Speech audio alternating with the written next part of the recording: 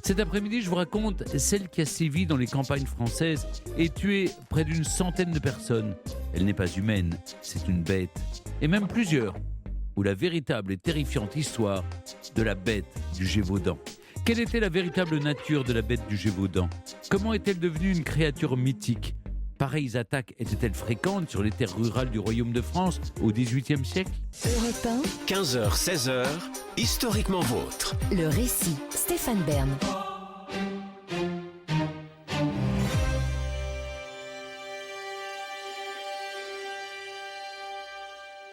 Vers le milieu de l'hiver de cette année 1764, les froids furent excessifs et les loups devinrent féroces. Ils attaquaient même les paysans attardés, rôdaient la nuit autour des maisons, hurlaient du coucher du soleil à son lever et dépeuplaient les étables. Et bientôt, une rumeur circula.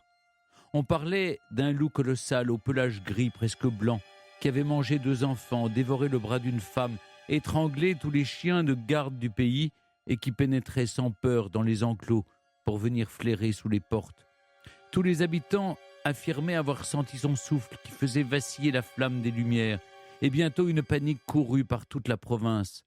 Personne n'osait plus sortir dès que tombait le soir. Les ténèbres semblaient hantées par l'image de cette bête. Terrifiant, n'est-ce pas ? Cet extrait du Loup, une nouvelle de Maupassant, fait froid dans le dos. Heureusement qu'il s'agit là d'une fiction. Une fiction ? Enfin, presque. L'illustre novelliste s'est inspiré d'une histoire bien réelle dont vous avez certainement déjà entendu parler, celle de la bête du Gévaudan. Certains la qualifient de légende, mais rien à voir avec le monstre du Loch Ness ou le comte Dracula. Cette bête-là a bel et bien existé. Près de 90 victimes ne sont plus là pour en témoigner, et la première d'entre elles s'appelait Jeanne Boulet. Nous sommes au début de l'été 1764. Le soleil chauffe sur les montagnes du Vivarais, l'actuelle Ardèche. Dans cette province rurale enclavée aux hauts plateaux et denses forêts, l'élevage est la principale ressource des paysans. Le samedi 30 juin, une jeune fille qui va sur ses 14 printemps traverse le hameau des Ubats, paroisse de Saint-Étienne de Ludarès, avec ses vaches. Alors qu'elle veille ses bêtes qui paissent dans un pré, elle entend un grognement rauque derrière elle qui la fait sursauter. À peine a-t-elle le temps de se retourner que des crocs la saisissent au cou. La douleur est intense, la mort imminente. Le registre de la paroisse indique que l'adolescente fut dévorée par une bête féroce. Quel est ce mystérieux animal ? Un loup ?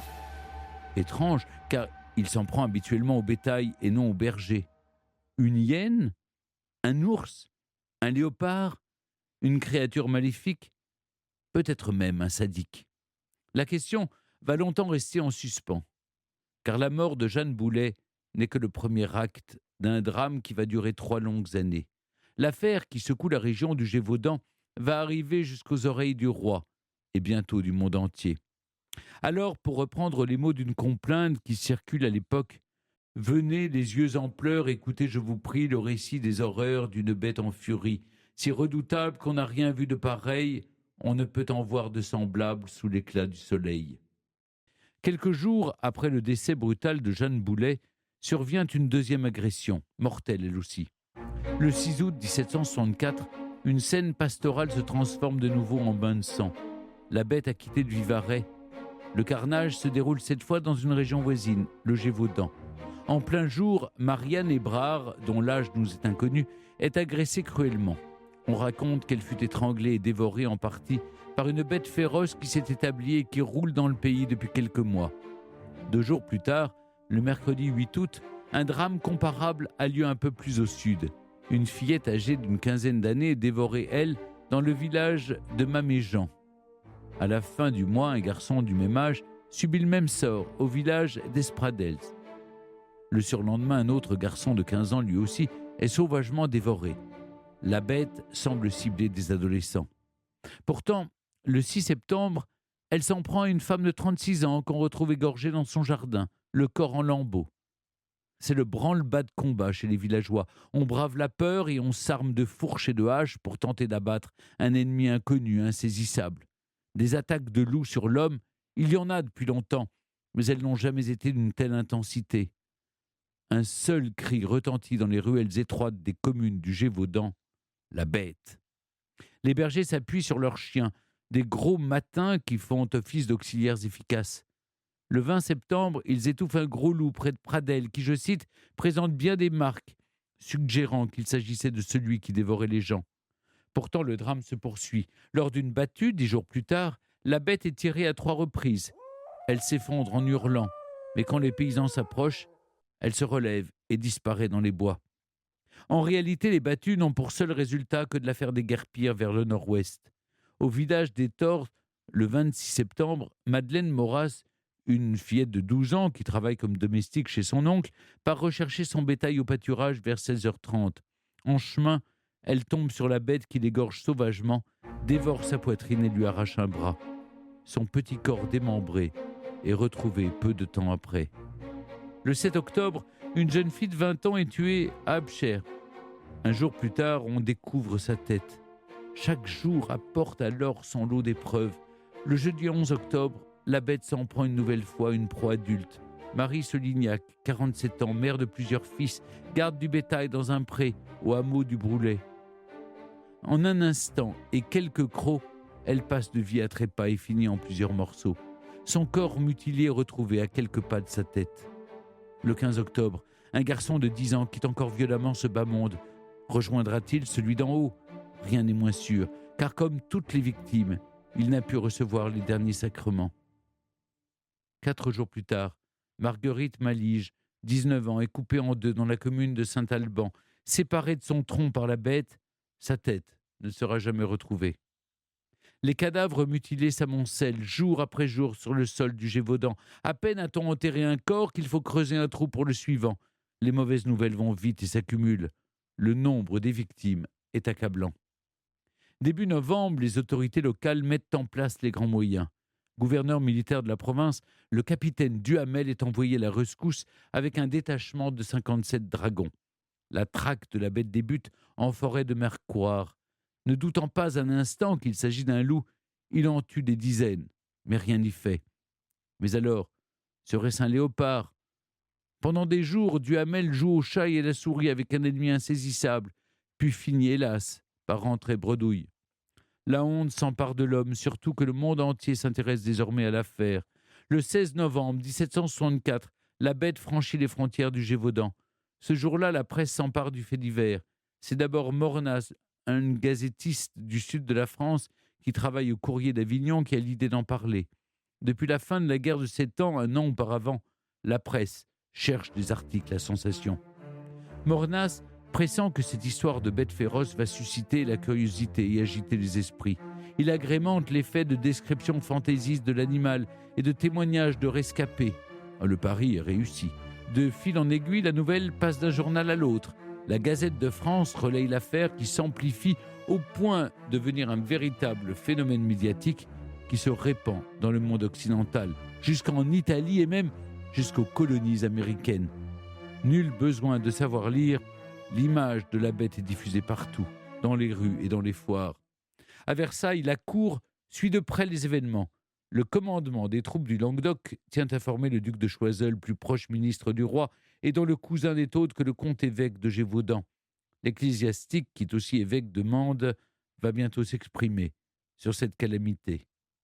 L'année 1764 touche à sa fin, mais la bête qui dévore les plus jeunes habitants de la région du Gévaudan court toujours. Lors de la messe de la Saint-Sylvestre, l'évêque de Mende s'adresse ainsi aux fidèles. Une bête féroce, inconnue dans nos climats, y paraît tout à coup, comme par miracle, sans qu'on sache d'où elle peut venir. Partout où elle se montre, elle y laisse des traces sanglantes de sa cruauté. La frayeur et la consternation se répandent, les campagnes deviennent désertes, les hommes les plus intrépides sont saisis à la vue de cet horrible animal, destructeur de leur espèce, et n'osent sortir sans être armés. Une fois le bilan de la situation désastreuse, c'est le moins qu'on puisse dire, dressé, le religieux trouve de quoi justifier les attaques de la bête, le manque de foi des habitants. Pères et mères qui avez la douleur de voir vos enfants égorgés par ce monstre que Dieu a armé contre leur vie, leur dit-il, n'avez-vous pas lieu de craindre d'avoir mérité par vos dérèglements que Dieu les frappe d'un fléau terrible ? Souffrez que nous vous demandions un compte de la manière dont vous les élevez, Quelle négligence à les instruire des principes de la religion et des devoirs du christianisme. Quel soin prenez-vous de leur éducation ? Un silence de plomb règne dans l'Église. L'effroi est palpable. Quelques cris d'épouvante retentissent, ici ou là. Ce texte, connu sous le nom de Mandement de l'évêque de Mende, achève de terrifier ceux qui ne l'étaient pas déjà. Si la presse fait ses choux gras de l'affaire de la bête du Gévaudan, l'Église s'en sert pour raffermir son autorité. On peut dire que l'ecclésiastique qui instrumentalise la peur des croyants prêche pour sa paroisse. Et ça marche. Les églises font salle comble. On a rarement vu autant de monde à toutes les messes. La dimension mystique donnée à cette tragique actualité révèle un paradoxe de l'époque. En plein siècle des Lumières, à une époque où les philosophes combattent la superstition, des régions reculées du royaume de France sont encore en proie à l'obscurantisme. La sorcellerie est encore prégnante dans la région. Une rumeur circule dans les villages, la bête serait en fait un loup-garou. Prières, pénitences ou même incantations païennes pour certains, rien ne vient à bout du fléau. Les attaques se suivent et se ressemblent affreusement. La bête joue avec ses victimes comme un enfant avec une poupée de chiffon. Les descriptions qui la concernent foisonnent de détails. Il est beaucoup plus grand qu'un loup, surtout quand il s'hérisse. Il a des taches comme rouge et noir sur les flancs, le col gros et extrêmement court, la tête plate et une barre noire depuis les épaules jusqu'à l'extrémité de la queue. Au début de l'année 1765, la bête se déchaîne comme jamais auparavant. 4 victimes sont recensées sur les seuls 7 premiers jours. Le 12 janvier, elle s'en prend à un groupe de 7 enfants dans la paroisse de Chanalei. Elle arrache puis dévore une partie de la joue droite d'un jeune garçon, puis saisit au bras un autre enfant. Devant un tel spectacle, la fuite semble être la meilleure option. Tous semblent aller dans cette direction, décampés, sauf un jeune garçon de 12 ans, Jacques Portefait. Il crie au groupe de ne pas abandonner leur ami, pris en tenaille par les crocs menaçants du monstre. Il les incite à combattre l'animal jusqu'à ce qu'il cède sa proie. Quelle bravoure, quel exploit. Mis au courant de l'événement, le roi Louis XV est touché par tant de courage. Il offre une formation militaire aux garçons et ajoute 6 000 livres à la récompense déjà promise pour la tête de la bête. Au total, c'est donc plus de 10 000 livres qui sont réservés à celui qui viendra à bout du monstre. Une véritable fortune. L'occasion ne se représentera pas. Le capitaine Duhamel est prêt à tout pour la saisir. Rappelé précipitamment, il revient à la charge avec ses dragons qui se comportent comme une armée d'occupation. Le Gévaudan ressemble à un pays en guerre. La bête se cantonne dans la forêt de Trénazère. Là-bas, au fond des bois, vit un vieux garde-chasse. Et Van Gogh, c'est pas une famille d'artistes. 15h, 16h sur Europe 1. L'hyperphosphorescence, c'est de la physique. Historiquement vôtre. A successor to the kings and queens of history. Vous êtes des hommes d'action, je vous ai compris. Vous êtes le chef à jamais glorieux des armées de la liberté. Stéphane Bern. Bonjour à toutes et à tous et bienvenue comme chaque jour à 15h et pendant 1 heure. Je vous invite à découvrir sur Europe 1 la véritable histoire d'un personnage, homme ou femme, qui a marqué l'histoire, qui l'a changé aussi, parfois en passant sous les radars. Des personnages, mais aussi des lieux où l'histoire s'est jouée, ou même des événements marquants et que j'ai choisi de vous raconter. Cet après-midi, je vous raconte celle qui a sévi dans les campagnes françaises et tué près d'une centaine de personnes. Elle n'est pas humaine, c'est une bête. Et même plusieurs. Ou la véritable et terrifiante histoire de la bête du Gévaudan. Quelle était la véritable nature de la bête du Gévaudan ? Comment est-elle devenue une créature mythique ? Pareilles attaques étaient-elles fréquentes sur les terres rurales du royaume de France au XVIIIe siècle ? Pour répondre à ces questions et bien d'autres encore, j'ai le plaisir d'accueillir un historien, professeur émérite à l'université de Caen-Normandie et spécialiste d'histoire rurale. Bonjour Jean-Marc Morisseau. Bonjour Stéphane. Jean-Marc, vous êtes l'auteur d'un ouvrage passionnant intitulé « La bête du Gévaudan, mythe et réalité » paru chez Talandier. C'est une recherche extrêmement fouillée, la première effectuée par un historien français sur le sujet. Qu'est-ce qui vous a poussé à repartir sur les traces de cette bête du Gévaudan ? 2 raisons essentielles. La première, c'est qu'aucun historien de métier n'avait travaillé de manière approfondie sur la question. On ne disposait pas de synthèse et de travail de référence là-dessus. Et la seconde raison, c'est que cette bête du Gévaudan offre un révélateur de la société rurale des pays de misère qu'on oublie très souvent dans la périphérie du royaume de France, dans les montagnes qui se trouvent en Haut-Languedoc, entre l'Auvergne et le Gévaudan. Alors on va continuer à parler ensemble de la bête du Gévaudan, Jean-Marc Morisseau, juste après mon récit. Europe 1, 15h, 16h, historiquement vôtre. le récit. Stéphane Bern.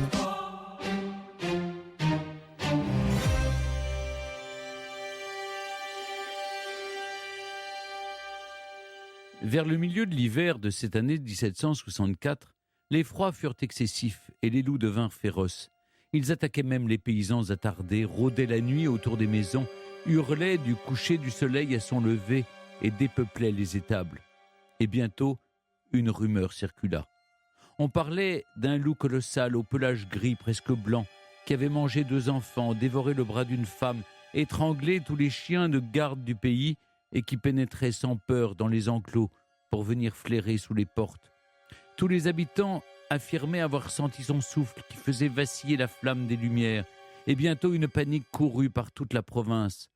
Personne n'osait plus sortir dès que tombait le soir. Les ténèbres semblaient hantées par l'image de cette bête. Terrifiant, n'est-ce pas ? Cet extrait du Loup, une nouvelle de Maupassant, fait froid dans le dos. Heureusement qu'il s'agit là d'une fiction. Une fiction ? Enfin, presque. L'illustre novelliste s'est inspiré d'une histoire bien réelle dont vous avez certainement déjà entendu parler, celle de la bête du Gévaudan. Certains la qualifient de légende, mais rien à voir avec le monstre du Loch Ness ou le comte Dracula. Cette bête-là a bel et bien existé. Près de 90 victimes ne sont plus là pour en témoigner, et la première d'entre elles s'appelait Jeanne Boulet. Nous sommes au début de l'été 1764. Le soleil chauffe sur les montagnes du Vivarais, l'actuelle Ardèche. Dans cette province rurale enclavée aux hauts plateaux et denses forêts, l'élevage est la principale ressource des paysans. Le samedi 30 juin, une jeune fille qui va sur ses 14 printemps traverse le hameau des Ubats, paroisse de Saint-Étienne de Ludarès, avec ses vaches. Alors qu'elle veille ses bêtes qui paissent dans un pré, elle entend un grognement rauque derrière elle qui la fait sursauter. À peine a-t-elle le temps de se retourner que des crocs la saisissent au cou. La douleur est intense, la mort imminente. Le registre de la paroisse indique que l'adolescente fut dévorée par une bête féroce. Quel est ce mystérieux animal ? Un loup ? Étrange, car il s'en prend habituellement au bétail et non aux bergers. Une hyène ? Un ours ? Un léopard ? Une créature maléfique ? Peut-être même un sadique. La question va longtemps rester en suspens, car la mort de Jeanne Boulet n'est que le premier acte d'un drame qui va durer 3 longues années. L'affaire qui secoue la région du Gévaudan va arriver jusqu'aux oreilles du roi et bientôt du monde entier. Alors, pour reprendre les mots d'une complainte qui circule à l'époque, « Venez les yeux en pleurs, écoutez, je vous prie, le récit des horreurs d'une bête en furie, si redoutable qu'on n'a rien vu de pareil, on ne peut en voir de semblable sous l'éclat du soleil. » Quelques jours après le décès brutal de Jeanne Boulet, survient une deuxième agression, mortelle elle aussi. Le 6 août 1764, une scène pastorale se transforme de nouveau en bain de sang. La bête a quitté le Vivarais. Le carnage se déroule cette fois dans une région voisine, le Gévaudan. En plein jour, Marianne Hébrard, dont l'âge nous est inconnu, est agressée cruellement. On raconte qu'elle fut étranglée et dévorée en partie par une bête féroce qui s'est établie et qui roule dans le pays depuis quelques mois. 2 jours plus tard, le mercredi 8 août, un drame comparable a lieu un peu plus au sud. Une fillette âgée d'une 15aine d'années est dévorée, elle, dans le village de Maméjean. À la fin du mois, un garçon du même âge subit le même sort au village d'Espradels. Le surlendemain, un autre garçon de 15 ans, lui aussi, est sauvagement dévoré. La bête semble cibler des adolescents. Pourtant, le 6 septembre, elle s'en prend à une femme de 36 ans qu'on retrouve égorgée dans son jardin, le corps en lambeaux. C'est le branle-bas de combat chez les villageois. On brave la peur et on s'arme de fourches et de haches pour tenter d'abattre un ennemi inconnu, insaisissable. Des attaques de loups sur l'homme, il y en a depuis longtemps, mais elles n'ont jamais été d'une telle intensité. Un seul cri retentit dans les ruelles étroites des communes du Gévaudan, la bête. Les bergers s'appuient sur leurs chiens, des gros matins qui font office d'auxiliaires efficaces. Le 20 septembre, ils étouffent un gros loup près de Pradelles qui, je cite, présente bien des marques, suggérant qu'il s'agissait de celui qui dévorait les gens. Pourtant, le drame se poursuit. Lors d'une battue, 10 jours plus tard, la bête est tirée à 3 reprises. Elle s'effondre en hurlant, mais quand les paysans s'approchent, elle se relève et disparaît dans les bois. En réalité, les battues n'ont pour seul résultat que de la faire déguerpir vers le nord-ouest. Au village des Torres, le 26 septembre, Madeleine Moras, une fillette de 12 ans qui travaille comme domestique chez son oncle, part rechercher son bétail au pâturage vers 16h30. En chemin, elle tombe sur la bête qui l'égorge sauvagement, dévore sa poitrine et lui arrache un bras. Son petit corps démembré est retrouvé peu de temps après. Le 7 octobre, une jeune fille de 20 ans est tuée à Abcher. Un jour plus tard, on découvre sa tête. Chaque jour apporte alors son lot d'épreuves. Le jeudi 11 octobre, la bête s'en prend une nouvelle fois une proie adulte. Marie Solignac, 47 ans, mère de plusieurs fils, garde du bétail dans un pré au hameau du Broulet. En un instant et quelques crocs, elle passe de vie à trépas et finit en plusieurs morceaux. Son corps mutilé est retrouvé à quelques pas de sa tête. Le 15 octobre, un garçon de 10 ans quitte encore violemment ce bas monde. Rejoindra-t-il celui d'en haut ? Rien n'est moins sûr, car comme toutes les victimes, il n'a pu recevoir les derniers sacrements. 4 jours plus tard, Marguerite Malige, 19 ans, est coupée en deux dans la commune de Saint-Alban. Séparée de son tronc par la bête, sa tête ne sera jamais retrouvée. Les cadavres mutilés s'amoncellent jour après jour sur le sol du Gévaudan. À peine a-t-on enterré un corps qu'il faut creuser un trou pour le suivant. Les mauvaises nouvelles vont vite et s'accumulent. Le nombre des victimes est accablant. Début novembre, les autorités locales mettent en place les grands moyens. Gouverneur militaire de la province, le capitaine Duhamel est envoyé à la rescousse avec un détachement de 57 dragons. La traque de la bête débute en forêt de Mercoire. Ne doutant pas un instant qu'il s'agit d'un loup, il en tue des dizaines, mais rien n'y fait. Mais alors, serait-ce un léopard ? Pendant des jours, Duhamel joue au chat et à la souris avec un ennemi insaisissable, puis finit, hélas, par rentrer bredouille. La honte s'empare de l'homme, surtout que le monde entier s'intéresse désormais à l'affaire. Le 16 novembre 1764, la bête franchit les frontières du Gévaudan. Ce jour-là, la presse s'empare du fait divers. C'est d'abord Mornas, un gazettiste du sud de la France qui travaille au Courrier d'Avignon, qui a l'idée d'en parler.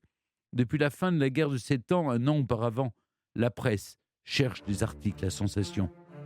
Mornas pressent que cette histoire de bête féroce va susciter la curiosité et agiter les esprits.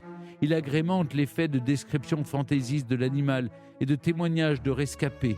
Le pari est réussi. De fil en aiguille, la nouvelle passe d'un journal à l'autre.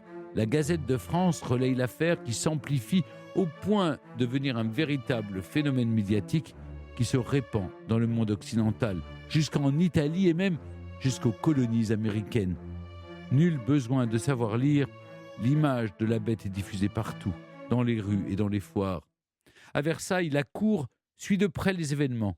Le commandement des troupes du Languedoc tient informé le duc de Choiseul, plus proche ministre du roi, et dont le cousin n'est autre que le comte-évêque de Gévaudan. L'ecclésiastique, qui est aussi évêque de Mende, va bientôt s'exprimer sur cette calamité. L'année 1764 touche à sa fin, mais la bête qui dévore les plus jeunes habitants de la région du Gévaudan court toujours. Lors de la messe de la Saint-Sylvestre, l'évêque de Mende s'adresse ainsi aux fidèles. Une bête féroce, inconnue dans nos climats, y paraît tout à coup, comme par miracle, sans qu'on sache d'où elle peut venir. Partout où elle se montre, elle y laisse des traces sanglantes de sa cruauté. La frayeur et la consternation se répandent, les campagnes deviennent désertes, les hommes les plus intrépides sont saisis à la vue de cet horrible animal, destructeur de leur espèce, et n'osent sortir sans être armés. Une fois le bilan de la situation désastreuse, c'est le moins qu'on puisse dire, dressé, le religieux trouve de quoi justifier les attaques de la bête, le manque de foi des habitants. Pères et mères qui avez la douleur de voir vos enfants égorgés par ce monstre que Dieu a armé contre leur vie, leur dit-il, n'avez-vous pas lieu de craindre d'avoir mérité par vos dérèglements que Dieu les frappe d'un fléau terrible ? Souffrez que nous vous demandions un compte de la manière dont vous les élevez. Quelle négligence à les instruire des principes de la religion et des devoirs du christianisme. Quel soin prenez-vous de leur éducation ? Un silence de plomb règne dans l'église. L'effroi est palpable. Quelques cris d'épouvante retentissent, ici ou là. Ce texte, connu sous le nom de Mandement de l'évêque de Mende, achève de terrifier ceux qui ne l'étaient pas déjà. Si la presse fait ses choux gras de l'affaire de la bête du Gévaudan, l'Église s'en sert pour raffermir son autorité. On peut dire que l'ecclésiastique qui instrumentalise la peur des croyants prêche pour sa paroisse. Et ça marche. Les églises font ça le comble. On a rarement vu autant de monde à toutes les messes. La dimension mystique donnée à cette tragique actualité révèle un paradoxe de l'époque. En plein siècle des Lumières, à une époque où les philosophes combattent la superstition, des régions reculées du royaume de France sont encore en proie à l'obscurantisme. La sorcellerie est encore prégnante dans la région. Une rumeur circule dans les villages, la bête serait en fait un loup-garou. Prières, pénitences ou même incantations païennes pour certains, rien ne vient à bout du fléau. Les attaques se suivent et se ressemblent affreusement. La bête joue avec ses victimes comme un enfant avec une poupée de chiffon. Les descriptions qui la concernent foisonnent de détails. Il est beaucoup plus grand qu'un loup, surtout quand il s'hérisse. Il a des taches comme rouges et noires sur les flancs, le col gros et extrêmement court, la tête plate et une barre noire depuis les épaules jusqu'à l'extrémité de la queue. Au début de l'année 1765, la bête se déchaîne comme jamais auparavant. 4 victimes sont recensées sur les seuls 7 premiers jours. Le 12 janvier, elle s'en prend à un groupe de 7 enfants dans la paroisse de Chanalei. Elle arrache puis dévore une partie de la joue droite d'un jeune garçon, puis saisit au bras un autre enfant. Devant un tel spectacle, la fuite semble être la meilleure option. Tous semblent aller dans cette direction, décampés, sauf un jeune garçon de 12 ans, Jacques Portefait.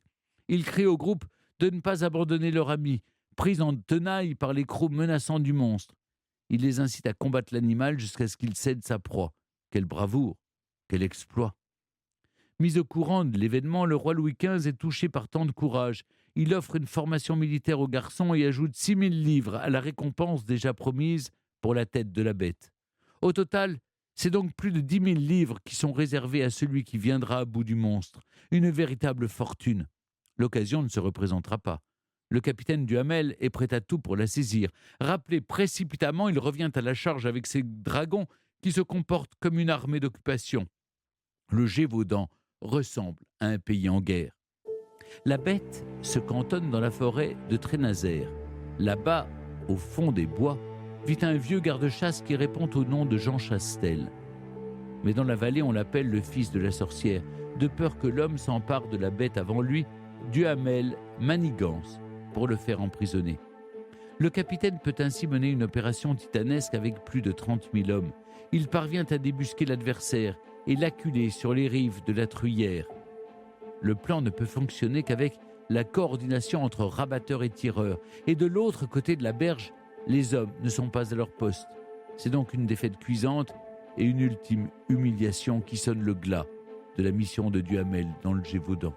Avant de quitter le Gévaudan au printemps, la queue entre les jambes, si je puis dire, le capitaine Duhamel a réalisé un croquis de la bête qu'il envoie à l'intendant de la province avec un mot.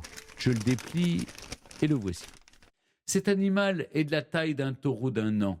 Il a les pattes aussi fortes que celles d'un ours avec 6 griffes à chacune, de la longueur d'un doigt.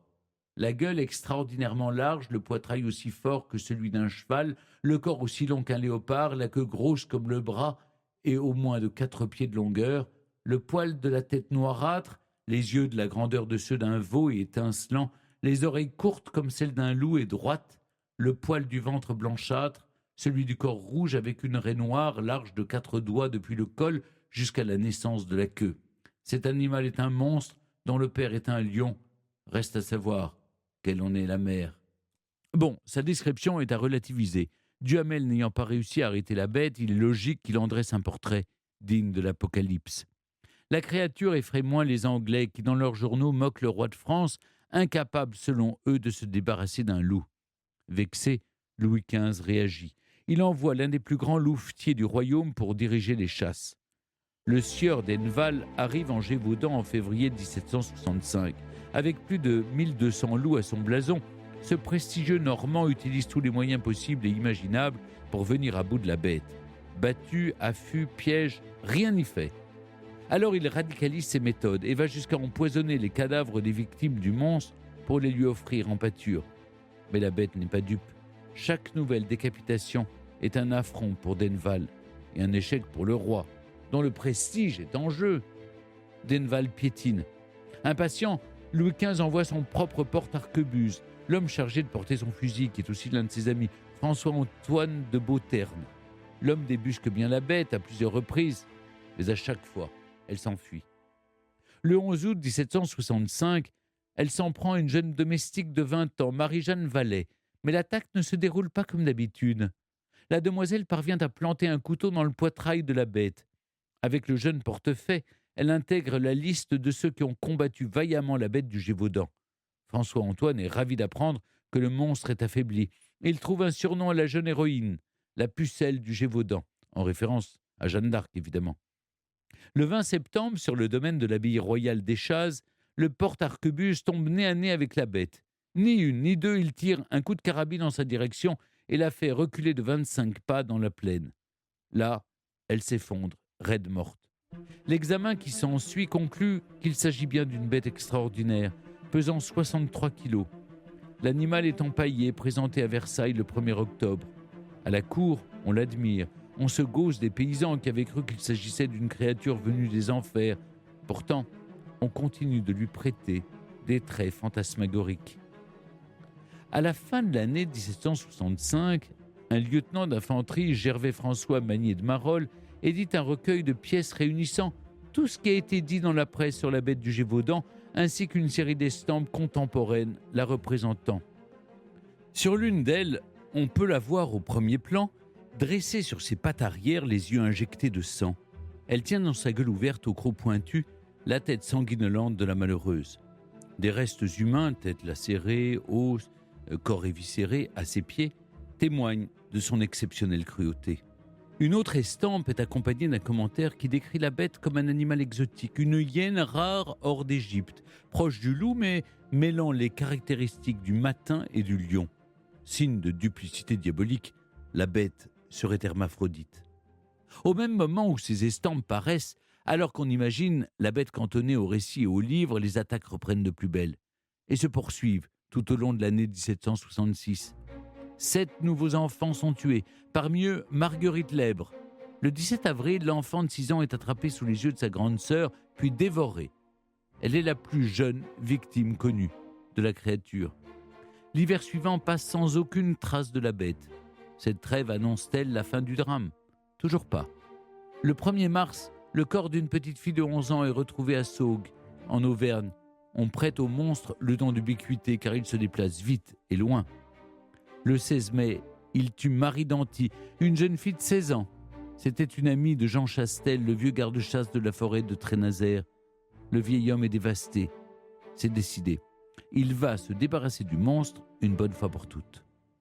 Le 17 juin 1767, la bête tue Jeanne Bastide, une jeune femme de 19 ans dans la région du Gévaudan. C'est sa 84e et ultime victime. Pour mettre toutes les chances de son côté, Jean Chastel passe ses journées en confession et adresse la même requête à chacune de ses prières, que le Seigneur soit à ses côtés et l'aide à éliminer le monstre. Le garde-chasse fait même bénir des balles coulées dans le plomb d'une effigie de la Vierge. Il est déterminé et rien ne pourra l'arrêter. Aux côtés du marquis d'Abcher, il est de toutes les battues. Le 19 juin, au lieu-dit La Somme, sur la face nord du mont Mouchet, Jean Chastel abat d'un seul coup de fusil un grand canidé.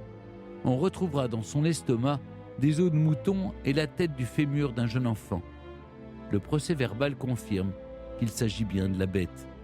Chastel monte à la cour et présente le cadavre dans un état de décomposition avancée. Sans gloire et récompense, et oui, ce serait avoué que François-Antoine, le porte-arquebuse du roi, avait échoué. Il est renvoyé chez lui. En Gévaudan, les meurtres cessèrent pour de bon. Mais au siècle suivant, le mystère qui entoure la bête est plus vivant que jamais. La tradition orale puis la littérature transforment la tragédie en légende, l'histoire en mythe. La créature était-elle une hyène, un ours, un léopard ou peut-être un tueur en série ? Tout a été dit. Certains pensèrent même que Jean Chastel aurait dressé l'animal à l'attaque. Récemment, des spécialistes du Muséum d'histoire naturelle de Paris ont réalisé une étude qui énonce, je cite, « La bête n'est ni une hyène, ni un singe, ni aucun autre animal exotique. Sa formule dentaire ne laisse aucun doute, il s'agit d'un canidé. Il n'y a que 2 options, le chien ou le loup. C'est un mâle de 109 livres, le poids normal d'un loup adulte. Son museau est plus court que celui d'un loup, sa tête est également plus large. La crête du crâne et la taille des dents appartiennent au loup, mais la hauteur du profil appartient au chien. L'avant du corps est proche de celui du chien et l'arrière ressemble à celui du loup. La coexistence des deux morphotypes nous permet d'être affirmatifs. La bête du Gévaudan est un hybride entre un loup et un gros chien, probablement un chien mâtin. Ces conclusions sont confirmées par la tache blanche sur le poitrail de l'animal et la grande longueur des griffes trahit la domestication. Qu'en pense l'éminent spécialiste des loups Jean-Marc Morisseau ? Il est l'auteur de l'étude la plus complète sur la bête du Gévaudan qui compile tout ce que nous savons sur cette affaire qui a fait couler encore plus d'encre que de sang. Et en plus, il est notre invité. Europe 1, historiquement vôtre. Jean-Marc Morisseau, merci d'être toujours avec nous sur Europe 1. Avec plaisir. On a tout dit sur la nature de cette fameuse créature. Elle aurait été une hyène, un ours, un léopard ou même un tueur en série. Mais pour vous, il n'y a aucun doute, la bête du Gévaudan n'était autre qu'un ou plusieurs loups. Effectivement, pour l'historien, la question de l'identité biologique de la bête du Gévaudan n'a rien de bien mystérieux. Elle ne présente même qu'assez peu d'intérêt finalement, puisque comme il y en a eu partout en France et en Europe depuis le Moyen-Âge et jusqu'au XIXe siècle, certains loups, ils étaient très rares, mais ils intervenaient périodiquement, non enragés, je précise, ont joué le rôle de prédateurs occasionnels de l'homme. Et que dans cette poignée de prédateurs qui a secoué non seulement la France, mais également l'Europe, à différentes périodes, il y ait eu, comme vous le signalez, un hybride de loup et de chien. Quel changement cette hypothèse pourrait-elle induire pour les réalités bien cruelles qui frappèrent les victimes et leur entourage ? Et dans l'hypothèse même où il y ait eu parmi ces quelques loups un hybride, on ne peut lui imputer toutes les attaques et on reste toujours très proche de ce qu'on appelle Canis lupus, c'est-à-dire le loup. Ce n'est d'ailleurs pas la première fois, par exemple, qu'on bénissait des balles pour tuer une bête qui se révélait simplement un loup particulièrement redoutable. Alors, on va se remettre dans la tête des contemporains et revenir sur la nature de certains mots qui ont été utilisés au XVIIIe siècle pour qualifier la bête du Gévaudan. À l'époque, certains l'ont qualifié de loup-garou. Qu'est-ce qu'un loup-garou dans la bouche des hommes et des femmes du XVIIIe siècle en zone rurale ? Eh bien, c'est un loup dont il faut se méfier. Un loup qui sort des comportements ordinaires des loups, c'est-à-dire des loups qui, en principe, doivent être prudents et qui n'attaquent pas l'homme, et qui, par exception, s'en prennent aux femmes et aux enfants, aux êtres les plus vulnérables. Donc, on parle à ce moment-là de loup-garou. Ce n'est pas un loup qui se change en homme, comme la littérature l'a développé, mais aux yeux de l'opinion populaire des campagnes au XVIIIe siècle, c'est très généralement un loup particulier, en quelque sorte, qui sort de l'ordinaire et dont il faut se garer, il faut se méfier. Cet animal assoiffé de sang est qualifié de bête. Même question, qu'est-ce que désigne la bête pour les contemporains ? Oui, alors je dirais qu'on pourrait traduire le mot bête par le mot monstre aujourd'hui. Depuis le 5e siècle, depuis la fin de l'Antiquité romaine, où on a classé finalement l'univers en fonction des espèces, on a considéré que les animaux qui attaquaient l'homme sortaient évidemment du comportement naturel et on devait les qualifier de bestia en latin, de bête. Et le terme de bête ressurgit au Moyen-Âge, mais surtout au XVIe siècle, au XVIIe siècle et au XVIIIe siècle, à chaque fois qu'il y a attaque sur l'homme. Et donc là, la bête du Gévaudan n'est finalement que l'épigone d'une série d'une centaine de ces bêtes qui ont dévoré des femmes et des enfants en France et bien davantage encore en Europe. Jean-Marc Morisseau, dans votre livre « La bête du Gévaudan, mythe et réalité », vous nous emmenez au XVIIIe siècle, au cœur de cette région où la bête a surgi en 1764. Quel est précisément le contexte dans lequel évoluent les habitants du Gévaudan ? À quoi ressemble leur environnement ? Je l'ai dit un peu, ce sont des paysans qui sont un peu isolés et qui pratiquent surtout l'élevage. Oui, c'est des régions très pauvres, à l'écart des changements, qui sont repliées sur elles-mêmes pendant 5 à 6 mois